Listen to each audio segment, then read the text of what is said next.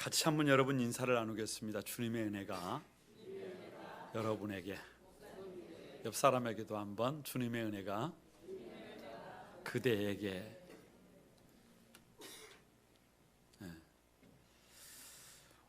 오늘 본문은 죽은 사람을 살리는 얘기입니다.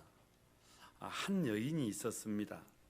남편의 그늘 밑에서 남편만 의지하고 살았는데 그 남편이 너무 일찍 죽었습니다. 하늘이 무너지는 것 같았습니다. 삶에 대한 의욕을 잃었습니다. 앞이 캄캄하고 인생이 끝나는 것 같았습니다.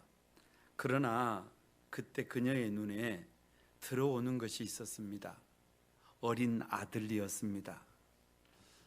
아들은 그녀로 하여금 살아갈 힘과 용기를 주었습니다. 그녀를 절망해서 다시 일어서게 해 주었습니다. 비록 사랑하고 의지하던 남편을 잃고 살아갈 용기조차 없었지만, 그러나 그녀에게는 세상 그 무엇과도 바꿀 수 없는 사랑하는 아들이 있었기에 용기를 내고 다시 일어설 수 있었습니다. 비록 힘이 없고 가난하게 살았지만 아들에 대한 희망이 있었기에 그녀는 눈물을 거둘 수 있었습니다. 아니, 아들을 사랑하는 그 마음이 그 여인을 다시 살게 했습니다. 그런데 그것도 잠시, 정말로 고생해서 그 아들이 20살이 되었습니다. 다 성장해서 청년이 된 그 아들이 죽은 것입니다. 하나밖에 없는 사랑하는 아들이 죽었습니다. 그녀의 유일한 희망이요 삶의 용기였던 아들이 죽었습니다. 지금 이 여인은 죽음보다 더 고통스러운 상황을 맞이했습니다. 어떤 말로도 그 무엇으로도 이 여인을 위로할 수가 없습니다. 죽은 채로 상여에 누워있는, 관 속에 들어있는 아들이나 그 죽은 아들을 바라보며 절망의 비통에 빠져있는 이 어머니나 별 다를 바가 없습니다. 그런데 이 죽음이 가득한 곳에 예수님이 오셔서 그 여인의 눈물을 그치게 합니다. 죽어있는 아들을 다시 살려냅니다. 그래서 예수님은 죽은 자를 살리시는 분입니다. 오늘 다음 세대를 위한 시대정신 17번째, 살리는 자입니다. 11절에 나인성으로 가실세라고 기록하고 있는데요, 이 나인이라는 말은 아름답다, 즐겁다 그런 뜻입니다. 그러니까 이 나인성은 아름다운 마을이에요. 즐거움이 가득한 마을이에요. 그런데 그 마을에서 죽은 시신을 상여에 메고 밖으로 나오는 죽음의 행렬이 있어요. 그런데 저 멀리에서 나인성으로 들어오는 생명의 무리가 있어요. 생명의 행렬이 있어요. 바로 예수님이 중심이 된 이 생명의 무리가 죽은 시신을 메고 밖으로 나오는 이 죽음의 무리를 어떻게 살려내느냐, 이것이 오늘 본문의 핵심입니다. 어떻게 저 죽어있는 사람을 다시 살릴 수 있느냐, 구할 수 있느냐, 어떻게 저 눈물을 그치고 어떻게 저 죽어있는 사람을 다시 살려낼 수 있느냐. 그래서 나 혼자가 아니라 나도 너도 우리 모두가 다 축복의 행렬이 될 수 있느냐, 모두가 다 기뻐할 수 있느냐, 이것이 관건입니다. 이것이 핵심입니다. 오늘 이 말씀을 통해서 혹 저와 여러분 가운데 절대 절망에 빠져 있는 사람들이 있다면 주님이 찾아오셔서 여러분들이 다시 한번 살아나기를 바랍니다. 다시 한번 힘을 내시기를 바랍니다. 그래서 우리 모두가 다 축복의 행렬의 동행자가 되기를 주님의 이름으로 축복합니다. 먼저 죽음의 행렬이 있습니다. 12절을 같이 한번 봅니다. 성문에 가까이 이르실 때에 사람들이 한 죽은 자를 메고 나오니 이는 한 어머니의 독자요 그의 어머니는 과부라. 그 성에 많은 사람도 그와 함께 나오거늘. 자 보세요. 사람들이 한 죽은 자를 메고 나옵니다. 건강하게 살아있어야 할 젊은 청년이 뜻하지 않게 죽음을 맞이했기 때문입니다. 이것처럼 슬픈 일이 없습니다. 꼭 한번 생각을 해보시기 바랍니다. 이 죽은 이 사람은, 이 청년은 자기 자신이 이렇게 빨리 죽을 것이라고 아마 단 한 번도 생각을 못했을 거예요. 아직 젊기에 죽음은 다른 사람들의 이야기라고 생각했을 것입니다. 그래서 한 번도 죽음에 대해서 생각하지 않고 죽음을 준비하지 않았습니다. 이것이 우리의 인생입니다.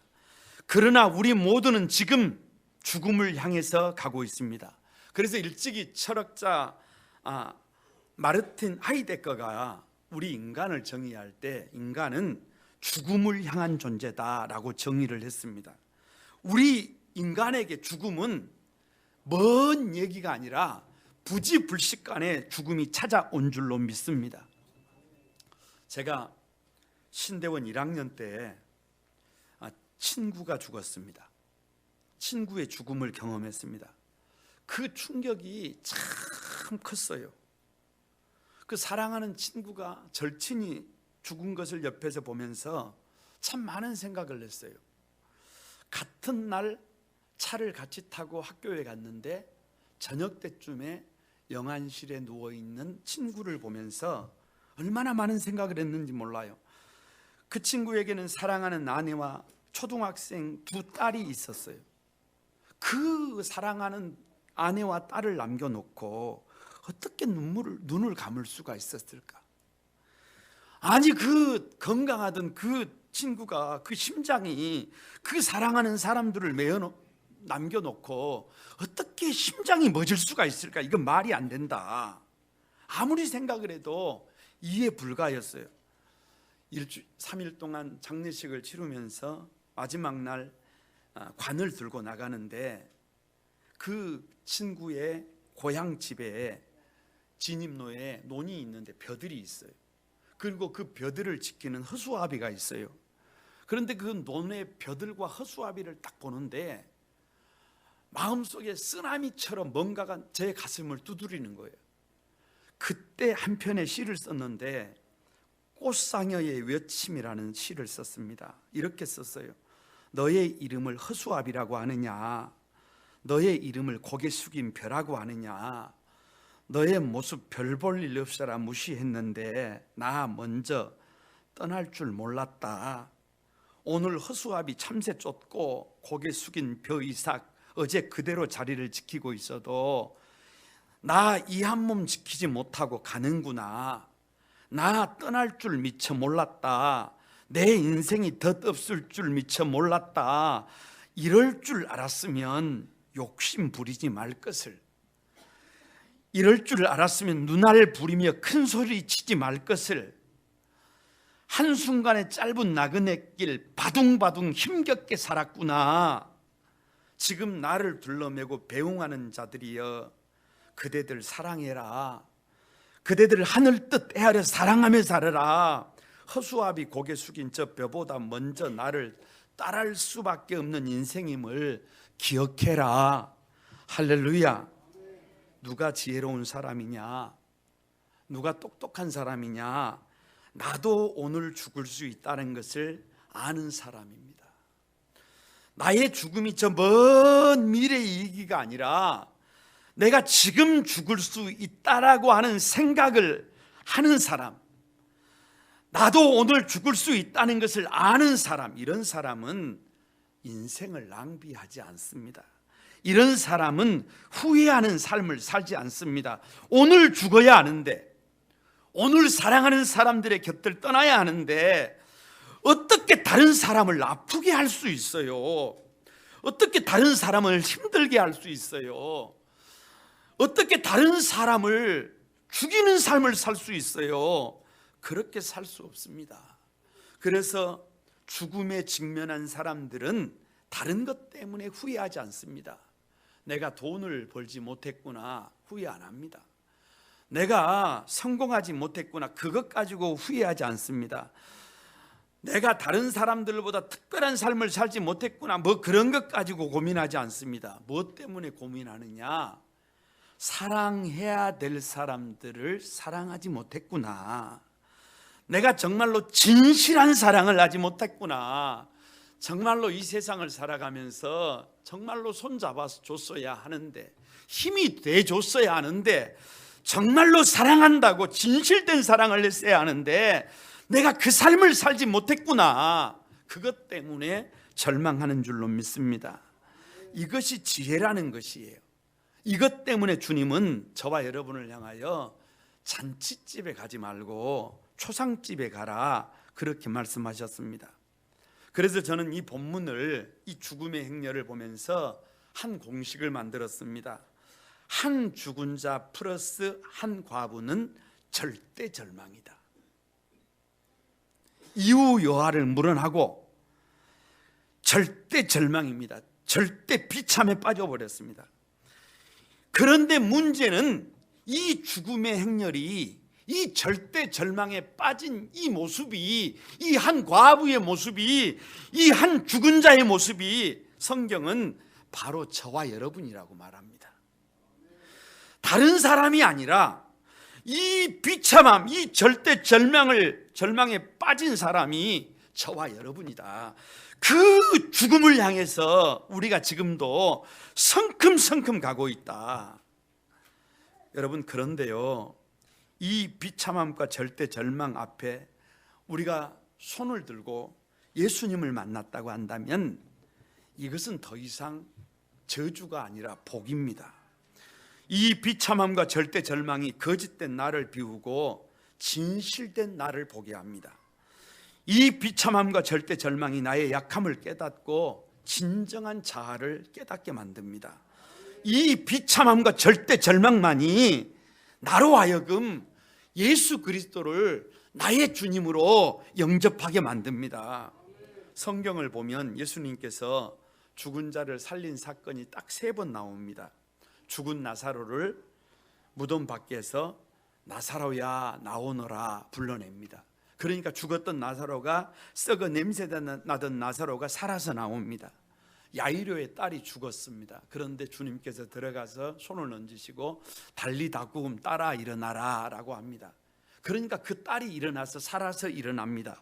그리고 오늘 이 한 과부의, 나인성의 과부의 아들이 죽어서 관에 누워서 상여가 나오는데 그 관에 손을 얹고 불러냅니다.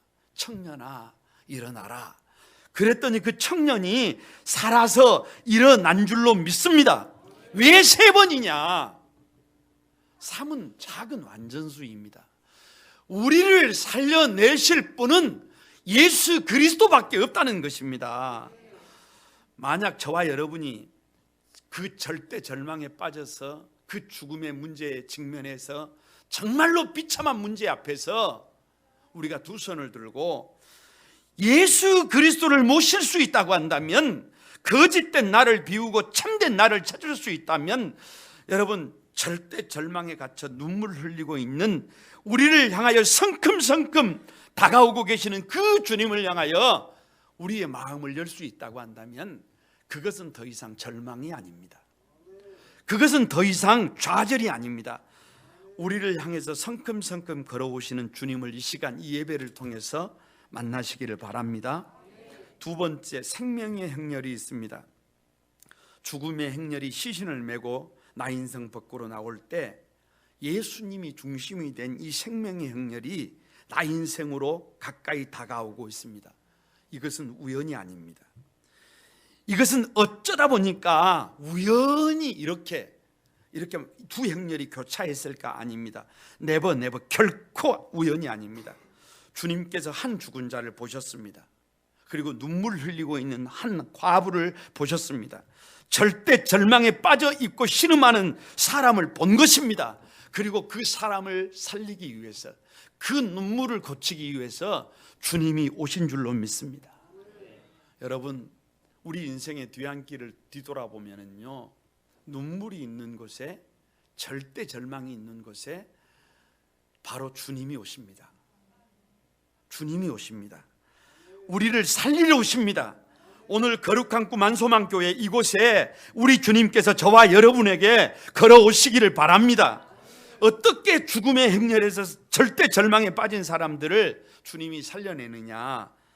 주님의 사랑으로 살려냅니다. 13절에 주께서 과부를 보시고 불쌍히 여기사 울지 말라 이렇게 말씀하십니다.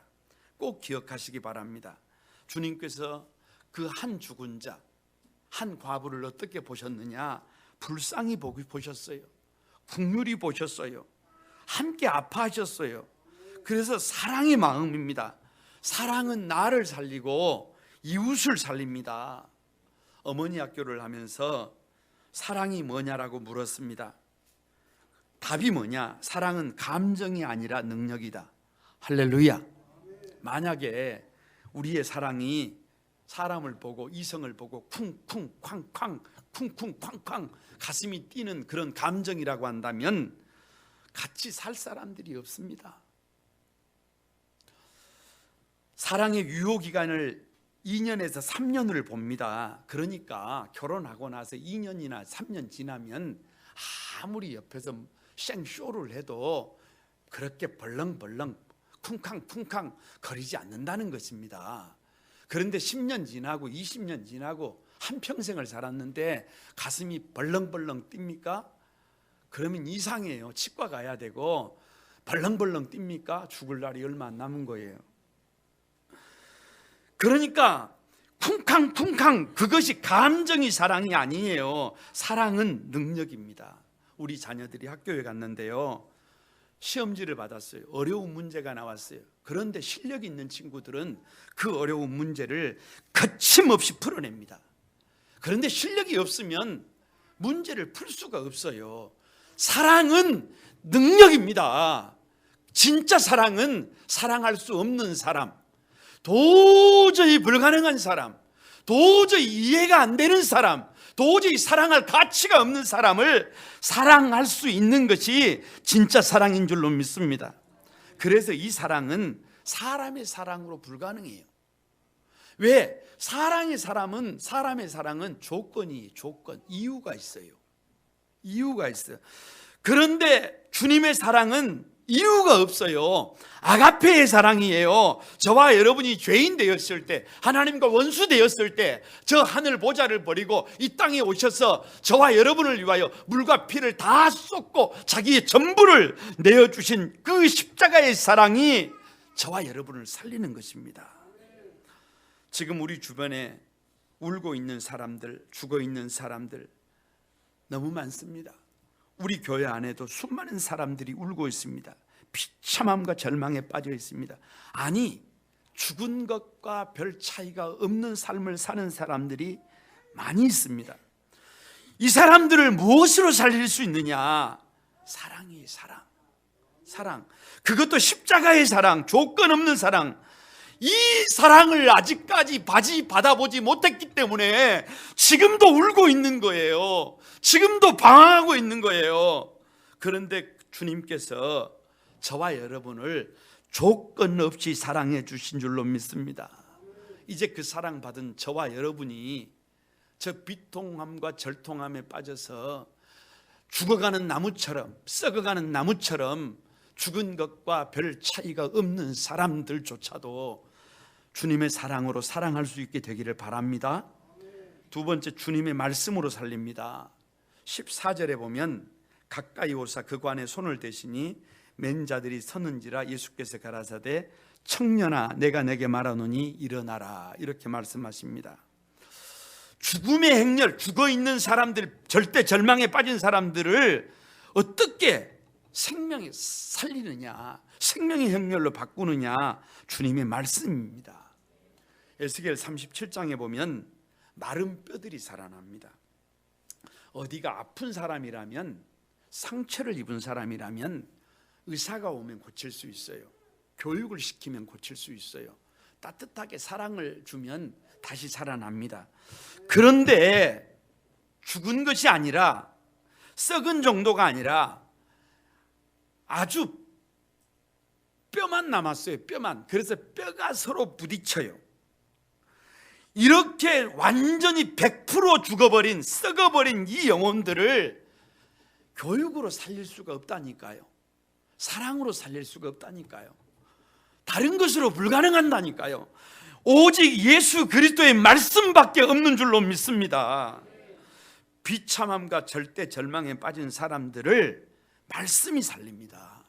오늘 울고 있는 이 과부를 향해서 주님이 이렇게 말씀하십니다. 울지 마라. 눈에 넣어도 아프지 않을 아들이 죽었는데, 자신의 존재의 이유인 아들이 죽었는데 울지 말라고요?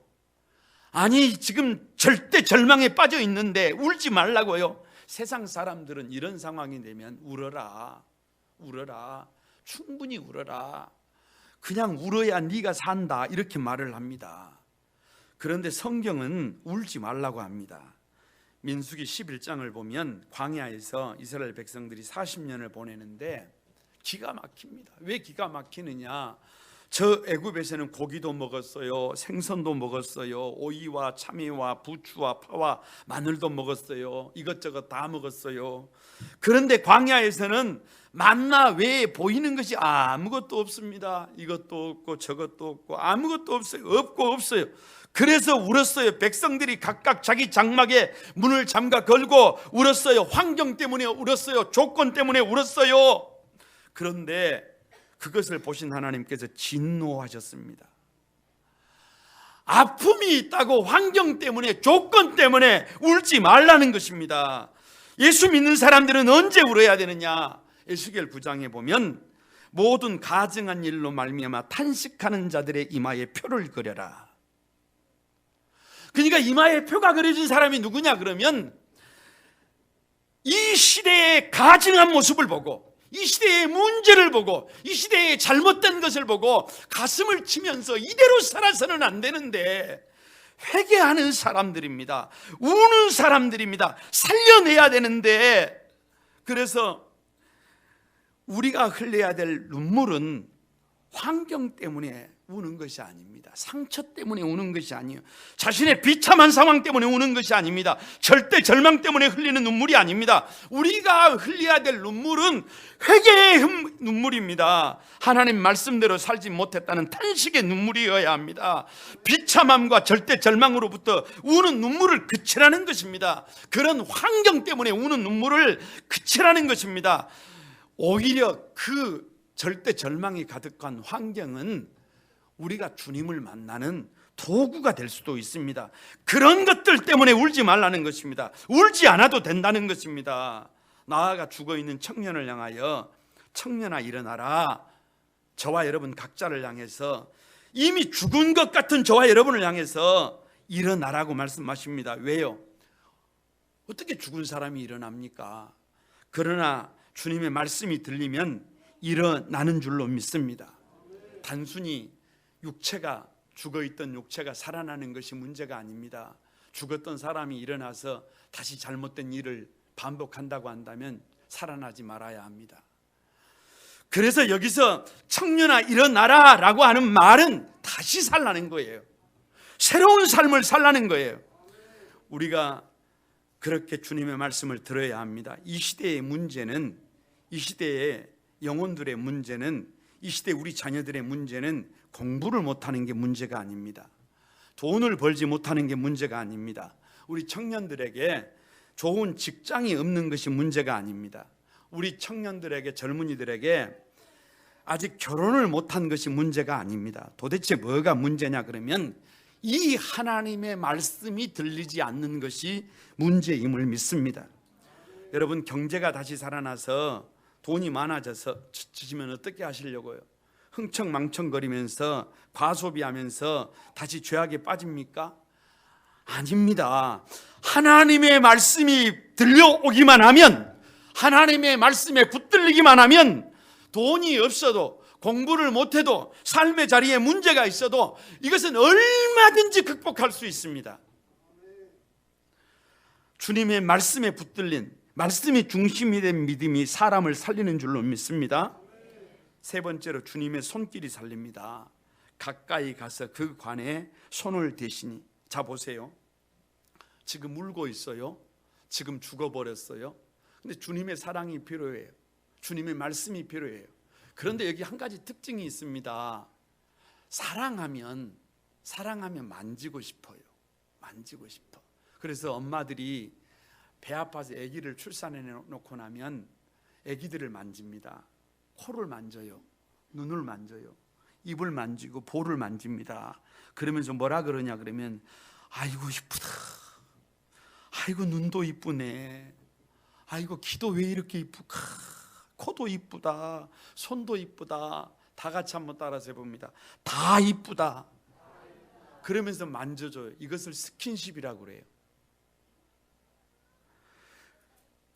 사람은 이 스킨십이 살아있어야 해요.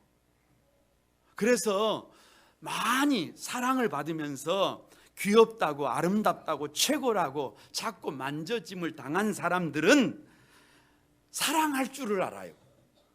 그런데 이 만져짐을 경험하지 못한 사람들은 사랑할 줄을 모릅니다. 메마른 삶을 살아요. 여러분, 우리 부모들이, 저와 여러분들이 많은 사람들에게 이 스킨십을 옳은 방법으로, 윤리적인 방법으로, 따뜻한 방법으로 사랑하는 사람들을 만져줄 수 있어야 합니다. 멀리 두는 것이 아니라 만져줘야 돼요.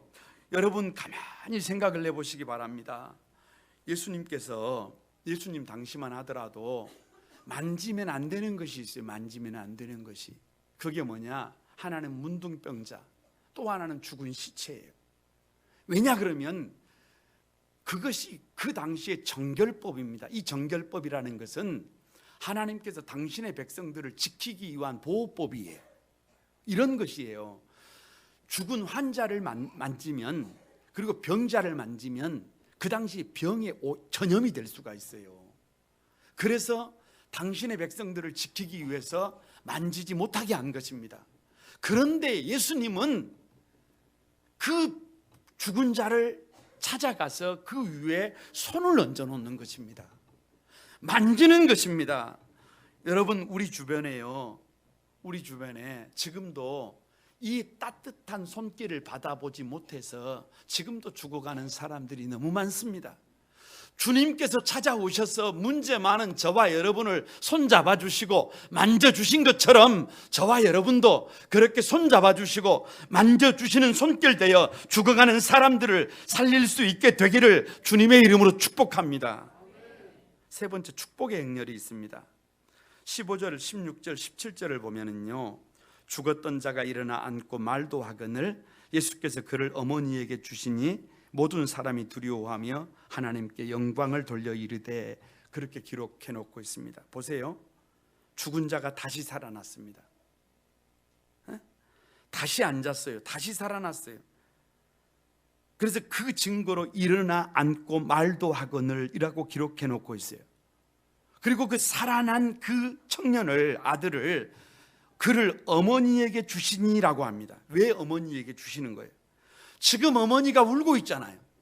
그런데 그 아들을 어머니에게 주면 어머니가 울음을 그치고 웃을 수 있습니다.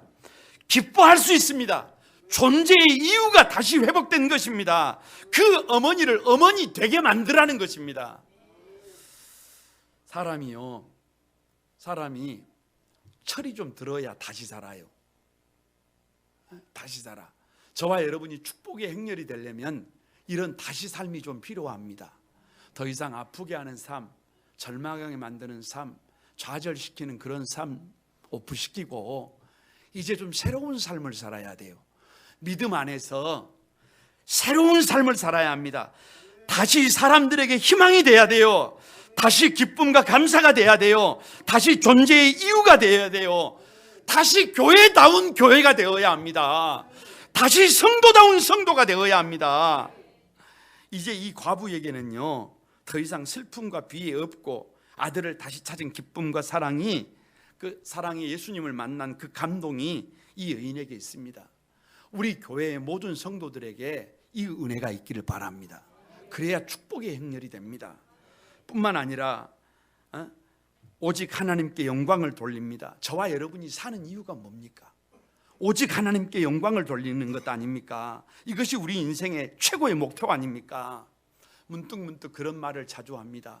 어느 날 살다가 눈을 떠보니까 지금 저와 여러분의 삶의 자리가 최악의 자리가 되어 있어요. 문제라고 하는 문제는 다 내게 와 있어요. 그런다고 포기합니까? 그런다고 되는 대로 막 살아버립니까? 아닙니다. 그럴 수가 없어요. 한 죽은 자가 다시 살아나잖아요. 한 과부가 다시 기쁨을 회복하잖아요. 그래서 하나님께 영광을 돌리잖아요. 그러니까 그 자리에서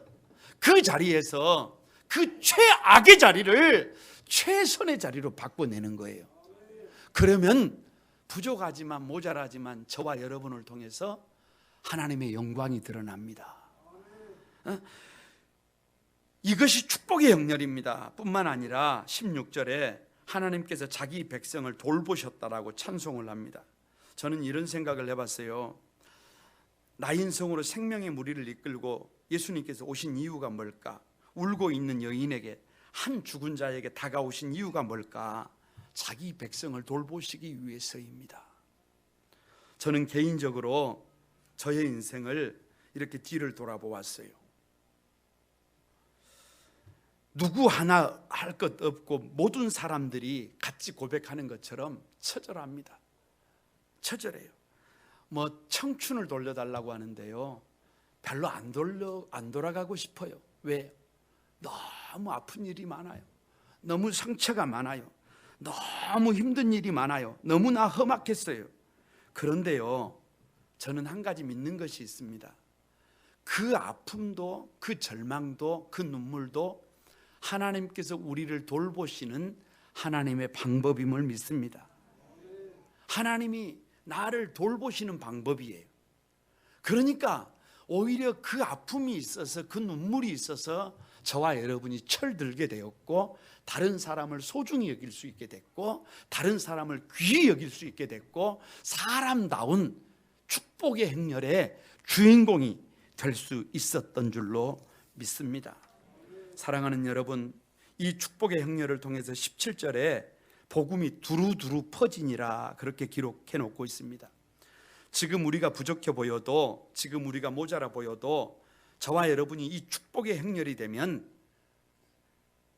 저와 여러분을 통해서 복음이 땅 끝까지 두루두루 퍼지게 되어 있는 줄로 믿습니다. 이것이 진짜 믿음이라는 것입니다. 사랑하는 거룩한 꿈 한소망교회 성도들 여러분, 4월 16일은 부활절입니다. 우리 교회는 부활주일을 맞이해서 총동원 전도주일로 지키려고 합니다. 다 같이 한번 따라서 해봅니다. 사람은 이 우주에서 가장 강력한 자석이다. 마음속에 꼭 새기시기 바랍니다. 사람은 이 우주에서 가장 강력한 자석이다. 그래서 자기가 좋아하는 것을 끌어당깁니다. 술을 좋아하면 술 친구가 많아지고요, 책을 좋아하면 책 친구가 많아져요. 자기가 좋아하는 것을 끌어당기니까. 그런데 우리는 예수님, 나의 예수님이라고 고백해요. 나는 예수님 한 분이면 좋게요. 그러면 저와 여러분이 예수님이 최고잖아요. 그러면 예수 믿는 사람들을 끌어당겨야 합니다.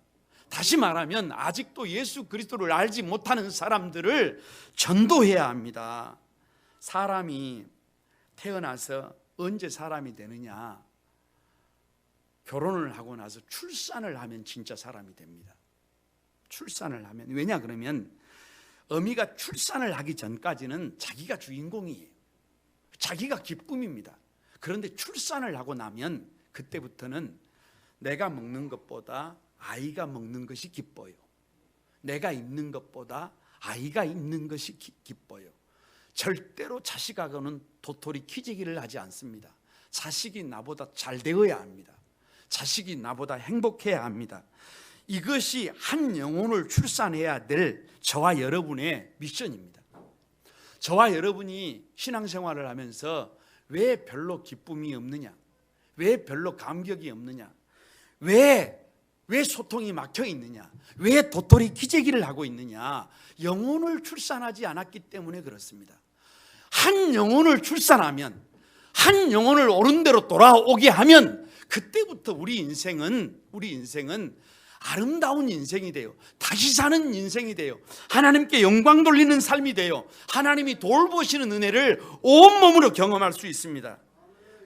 부활주의를 통해서 이 영혼 출산의 날에 온 성도들이 마음속에 다짐하기를, 나도 한 명 전도하자. 다 같이 한번 따라서 하면, 나도 반드시 한 사람 전도하겠습니다. 여러분의 고백이 되시기를 바랍니다. 말씀을 마치겠습니다.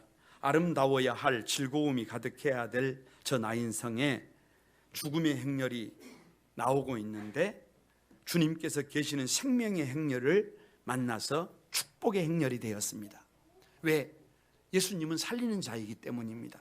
참 믿음은 언제나 이렇게 사람을 살립니다. 사랑하는 여러분, 내가 지금 죽음의 행렬에 포함되어 있습니까? 내가 지금 관 속에 누워있는 한 죽은 자와 같은 비참함과 절대 절망을 가지고 있습니까? 지금 나를 살리기 위해서 저 주님께서 생명의 행렬과 함께 우리 거룩한 꿈 한소망 교회를 찾아오고 계십니다. 저와 여러분을 향하여 찾아오고 계십니다. 그래서 주님의 사랑으로, 주님의 말씀으로, 주님의 손길로 저와 여러분을 이렇게 세운 줄로 믿습니다. 눈물을 그치게 하는 줄로 믿습니다. 다시 살아나게 하실 줄로 믿습니다. 우리가 다시 살아나서 축복의 행렬이 되십시다. 우리가 다시 살아나서 나만 기뻐하지 말고 우리 모두가 기뻐해서 하나님께 영광을 돌리십시다. 하나님께서 우리를 돌보신다고, 그래서 나 때문에 복음이 온 땅에 두루 퍼지도록 하십시다. 참 믿음은 살려내는 것입니다. 이제 우리 주변에 비참함과 절대 절망에 빠져서 애통하는 사람들이 보이시면 머뭇거리지 말고 다가가서 주님의 사랑, 주님의 말씀, 주님의 손길로 그들을 건져내십시오. 다시 살게 하십시오. 그래야 우리 모두가 축복의 행렬이 됩니다. 그 주인공들이 여러분이 되시기를 주님의 이름으로 축복합니다. 우리 같이 한번 찬양하면서 기도하겠습니다. 오늘 하나님 아버지의 마음, 이 찬양 같이 드립니다.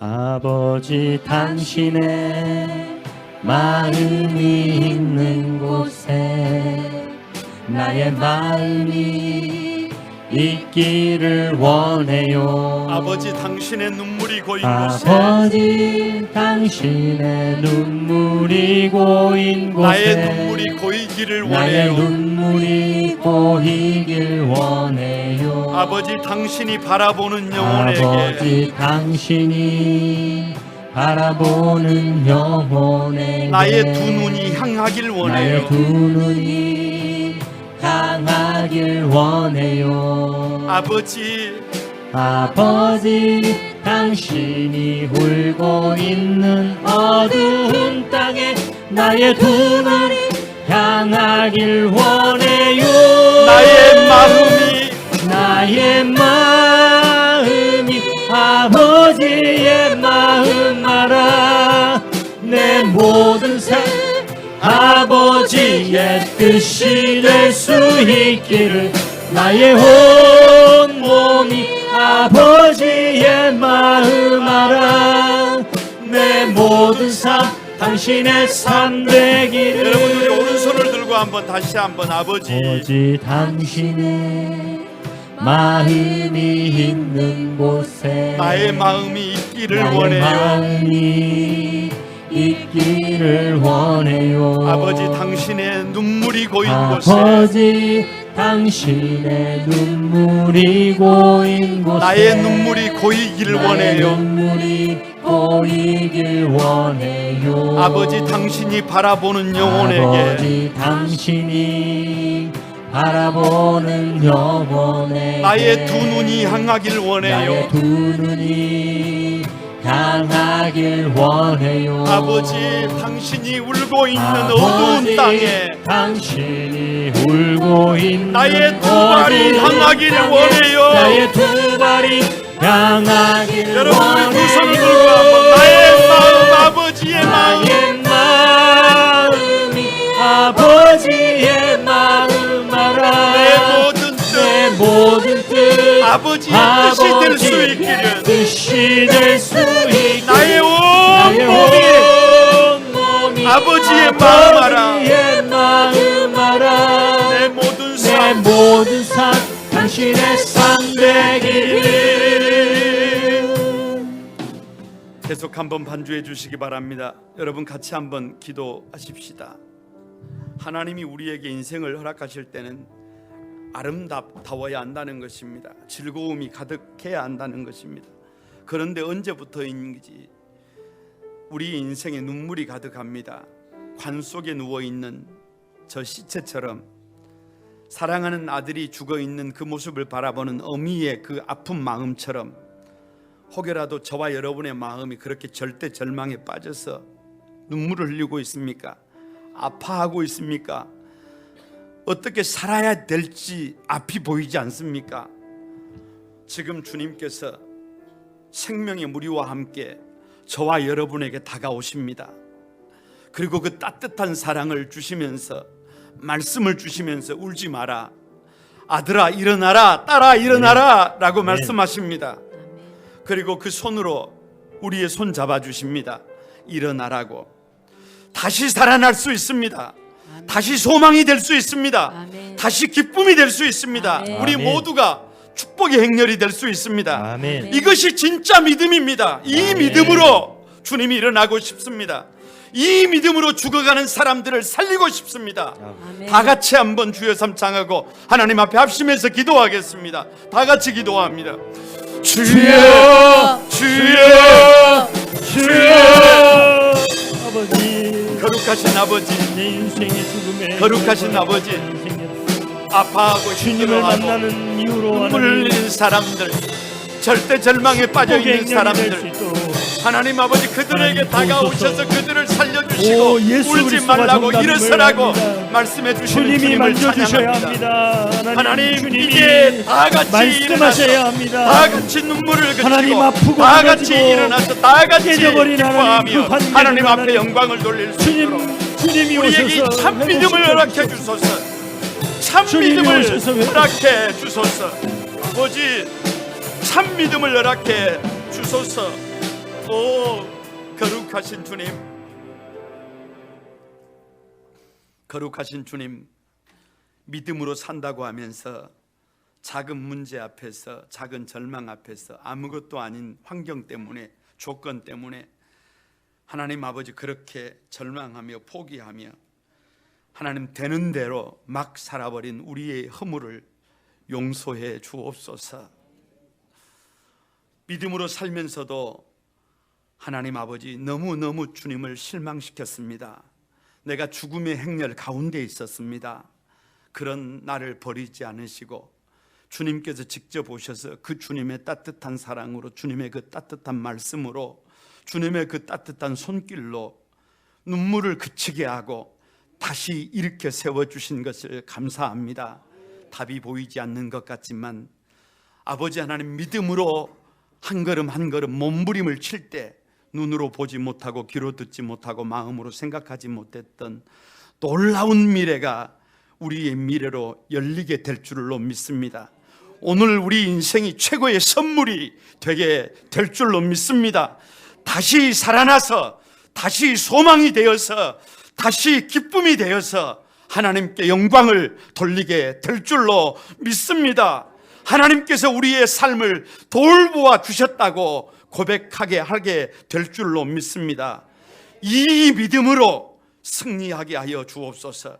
이 믿음으로 죽어가는 사람들을 살리게 하여 주옵소서. 예수님의 이름으로 기도드리옵나이다. 아멘.